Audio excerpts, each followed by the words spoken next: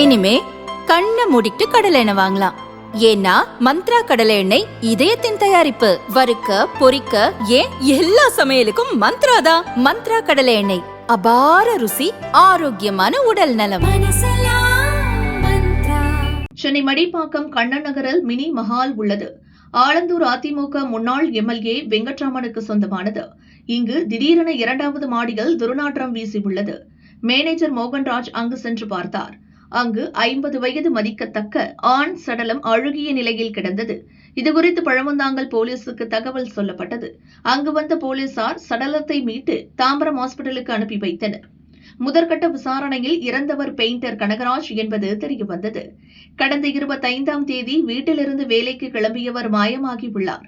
5 நாட்களுக்கு பிறகு மினி மஹாலில் சடலமாக மீட்கப்பட்டுள்ளார். அவர் இறந்த அறையில் மது பாட்டில்கள் சிதறி கிடந்துள்ளது. எதனால் இறந்தார் என்பது குறித்து போலீசார் விசாரித்து வருகின்றனர்.